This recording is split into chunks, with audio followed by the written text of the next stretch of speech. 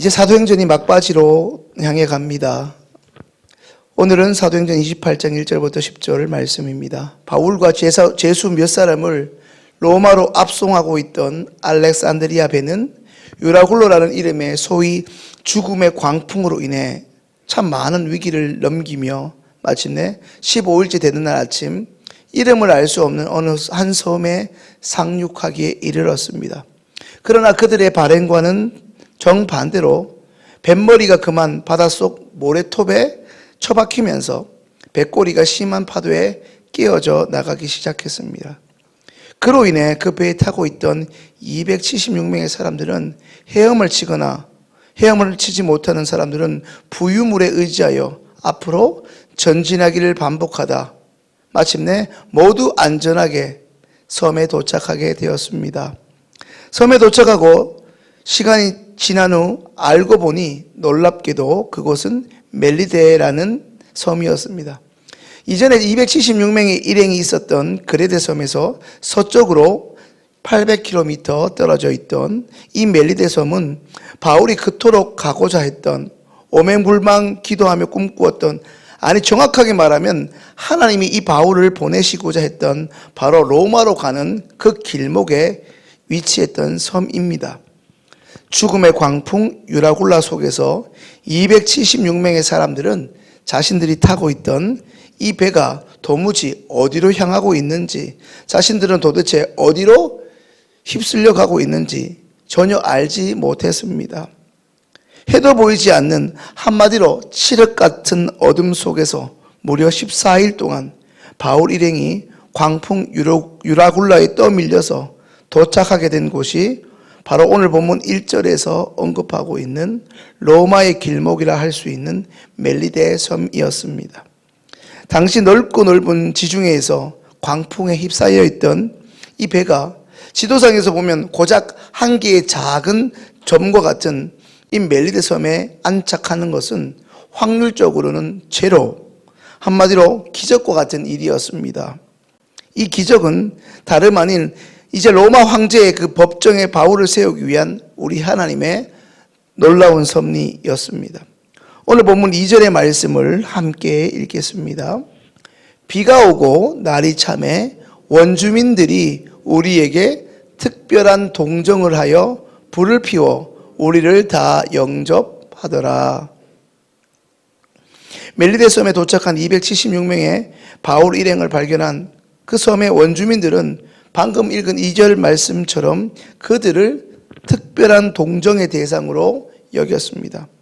우리말 동정이라고 기록되어 있는 이 단어는 박애심, 친절이라는 원어에서 유래합니다. 성도님들 한번 생각해 보십시오. 비단 섬이 아니더라도 우리와 같은 사람들이 살아가는 곳이라면 어디서든 자신들이 사는 곳에 낯선 사람들이 조난을 당하거나 어려움을 겪고 있는 것을 보면 누구든지 인지상정으로 도와주게 마련입니다. 더군다나 바다에서 조난당한 사람들을 심심치 않게 접하던 섬 사람들에게는 아마도 이와 같은 일들은 어쩌면 매우 자연스러운 일인지도 모릅니다. 그런데 이번에는 평소와는 소위 스케일이 달랐습니다. 한꺼번에 조난을 당한 자의 수가 무려 276명이나 되었기 때문입니다. 그런데도 오늘 본문의 2절의 말씀처럼 멜리데의 섬 주민들은 바울과 율리오 백부장 그리고 알렉산드리아 배의 선주와 선원과 나머지 제수들을 포함한 이 많은 조난자들에게 특별한 동정을 베풀었습니다. 지금 우리가 읽고 있는 이 사도행전을 기록한 의사 누가가 보기에도 얼마나 이 광경이, 이 장면이 이례적이지 못해 낯설었다면 멜리데 사람들이 우리에게 특별한 동정을 베풀었다 기록을 남겼겠습니까? 사도행전 28장 11절 말씀 함께 읽습니다. 석 달 후에 우리가 그 섬에서 겨울을 난 알렉산드리아 배를 타고 떠나니 그 배의 머리장식은 디오스쿠로라. 방금 읽은 11절을 보면 바울 일행이 멜리데 섬에서 무려 석 달을 보냈다고 말씀합니다. 2000년 전인 당시 겨울에 바다가 꽁꽁 얼어 배의 운행이 불가능한 시점에 다음 해인 봄이 오기까지 그 시간들을 이 멜리데 섬에서 바울 일행이 보낸 것입니다.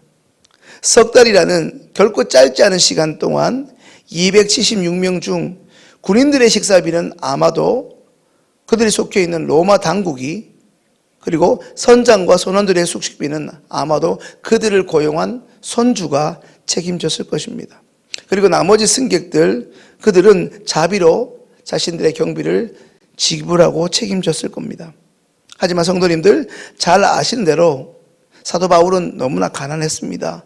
함께 바울과 있었던 루가와 아리스도고에게 비상금이 조금 있었겠지만 이미 석 달을 그곳에서 보내면서 벌써부터 그 비상금은 바닥이 났을 것이 분명합니다. 그로 인해 바울과 누가와 아리스다고 이 세 사람은 멜리데 그 섬 사람들의 도움으로 세 달간 생활할 수밖에 없었을 것이며, 누가는 이 도움을 특별한 동정이라 하여 잊지 않고 기록했던 것입니다. 더군다나 276명의 일행이 멜리데 섬에 도착했을 때가 우리가 읽었던 본문 2절의 기록처럼 비가 오고 겨울비가 내리고 날씨가 추웠습니다. 이들은 어쩔 수 없이 헤엄을 쳐야 했고, 그리고 안전하지 않는 뗏목도 아닌 그 뗏목을 의지하면서 목숨을 걸고 이 섬으로 오지 않았습니까? 그러니 그들은 적지 않은 저체온증에도 시달렸을 것이 분명합니다. 성도님들, 앞서 말씀드렸습니다. 그들 중에 적지 않은 사람들 헤엄을 치고 널판지나 나무 등 튜브의 대용품을 가지고 그 물건에 자신의 목숨을 의지한 채 꽤 오랜 시간을 고생하며 이곳에 도착했습니다. 그런 그들에게, 그런 276명의 일행에게 불을 피워주는 듯 멜리데 사람들이 환대를 해 주었던 것입니다. 이제 오늘 본문 3절입니다. 바울이 나무 한 묶음을 거두어 불에 넣으니 뜨거움으로 말미암아 독사가 나와 그 손을 물고 있는지라. 겨울철 겨울비를 맞아 보셨습니까? 겨울철 그 소낙비를 맞으며 멜리데 섬에 도착한 그들이 원주민의 그 환대에 의해서 따뜻한 불을 쬐고 있었을 때입니다. 바울이 좀 더 따뜻이 불을 쬐고자 나무 한 다발을 불 속에 넣는 그 순간에 그 나무 속에 숨어있던 독사 한 마리가 바울의 손을 물었습니다. 그리고는 바울의 손을 놓지 않습니다. 그때나 지금이나 이 독사에 물리면 치명상을 입게 됩니다. 심지어 사람이 죽을 수도 있는 상황입니다. 4절 말씀입니다. 원주민들이 이 짐승이 그 손에 매달려 있음을 보고 서로 말하되 진실로 이 사람은 살인한 자로다. 바다에서는 구조를 받았으나 공의가 그를 살지 못하게 함이로다 하더니. 바울이 독사에 물리는 것을 보게 된 사람들은 순간 많이 놀라게 되는데, 특별히 이 멜리데 원주민이 놀라서 수근수근 거리고 있습니다. 바울 이 사람이 분명 살인자라고 말입니다. 성도님들, 어디나 토속신앙, 정령숭배 같은 이 무속신앙 같은 것이 있지 않습니까? 당시 그들은 독사에 물려 죽어가는 사람을 살인자로 강조하던 그들만의 풍속이 있었습니다. 이제 5절 말씀입니다. 바울이 그 짐승을 불에 떨어버림에 조금도 상함이 없더라. 바울은 마치 자신의 손에서 벌레를 떼어내듯 아무렇지도 않게 자신의 손을 물고 있는 독사를 털어냈습니다. 6절입니다. 그들은 그가 붙든지 혹은 갑자기 쓰러져 죽을 줄로 기다렸다가 오래 기다려도 그에게 아무 이상이 없음을 보고 돌이켜 생각하여 말하되 그를 신이라 하더라. 어디서 많이 보신 것 같은 광경이 아닙니까? 또 한 번 바울을 신격화합니다. 이 광경을 자세히 살펴보던 멜리데 섬 사람들은 계속하여 바울을 주목합니다. 곧 바울의 손이 심각하게 부어오르든지 아니면 급사할 것으로 예측했습니다. 그러나 시간이 지나도 바울은 그들의 예상대로 위급하기는커녕 아무렇지도 않았습니다. 독사가 그의 손에 있었나 싶기도 합니다. 그러자 좀 전까지 바울을 살인자라고 수군거리던 원주민들이 오히려 독사에게 물리고도 아무렇지도 않은 바울을 신이라고 말하기까지 합니다. 성도님들, 어떻게 이 일이 가능합니까? 이것은 멜리데 섬 사람들에게 그저 불쌍한 사람, 동정의 대상이었던 늙고 병든 바울을 이 독사의 사건을 통하여 바울을 그 사람들 앞에서 높여주시려는 하나님의 놀라운 섭리입니다. 이제 오늘 본문 7절과 8절을 함께 읽습니다. 이 섬에서 가장 높은 사람 버블리오라는 이가 그 근처에 토지가 있는지라 그가 우리를 영접하여 사흘이나 친절히 머물게 하더니 이러므로 섬 가운데 친절히 머물게 하더니 8절 버블리오의 부친이 열병과 이질에 걸려 누워있거늘 바울이 들어가서 기도하고 그에게 안수하여 낫게 하매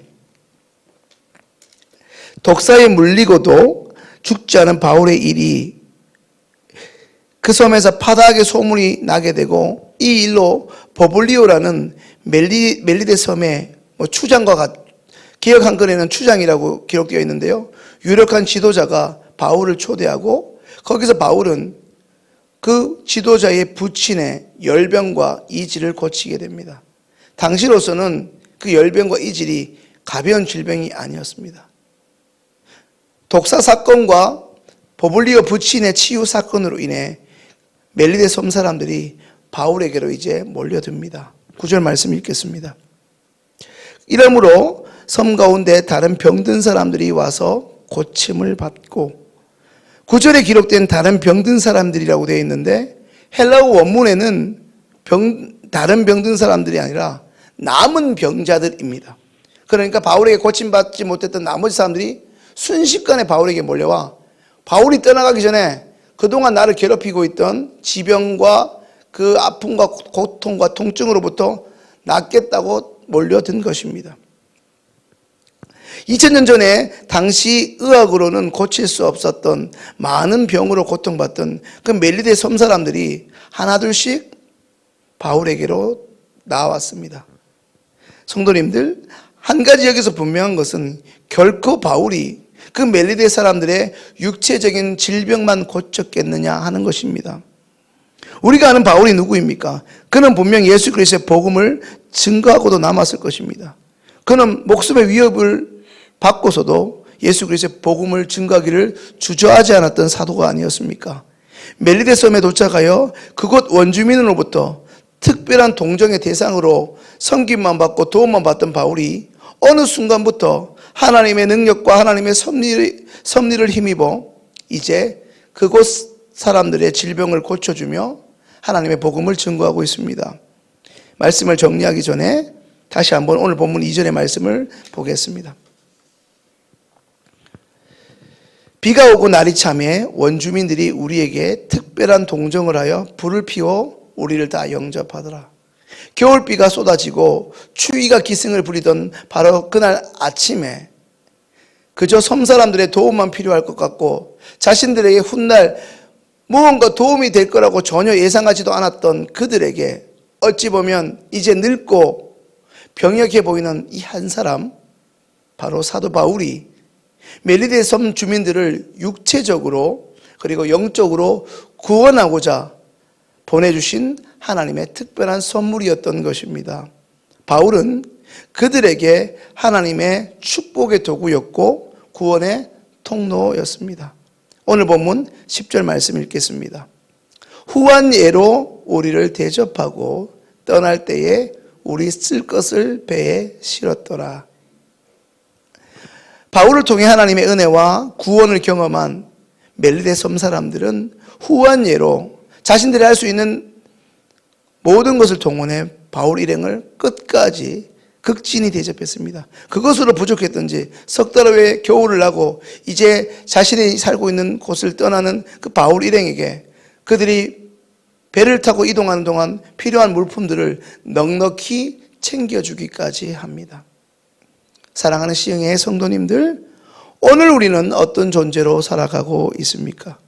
우리는 일상의 자리에서 어떤 그리스도인입니까? 우리끼리는 익숙한 목회자에게는 익숙한 성도이고 신실한 그리스도인인지는 모르겠지만 밖에서 내 이웃 주민들 사이에서 우리는 어떠한 그리스도인입니까? 여전히 하나님의 은혜를 받기만 하는데 익숙한 사람은 아닙니까? 어디서나 섬김을 받으려고만 하진 않습니까? 오늘 우리가 살펴보고 있는 사도행전, 그 중에서도 하나님의 아름다운 구원의 이야기, 우리 시흥교회의 모토대로 바울 일행과 멜리데 섬 사람들은 우리에게 아름다운 이야기를 들려주고 있습니다. 무엇보다 그들의 이야기가 아름답고 가슴 벅찬 이유는 서로가 서로에게 하나님의 구원의 도구로 축복의 통로로 존재하기에 부족함이 없었기 때문입니다. 오늘 어김없이 새로운 하루를 선물로 받은 저와 여러분들이 우리가 바울의 모습으로 살든 아니면 멜리데 사람의 모습이든 오늘 우리에게 혹은 앞으로 우리에게 허락하실 만나게 하실 그 사람들에게 특별한 동정을 베풀며 살아가는 멋진 그리스도인으로 오늘도 존재하시기를 주님의 이름으로 축원합니다. 이제 오늘 주신 말씀을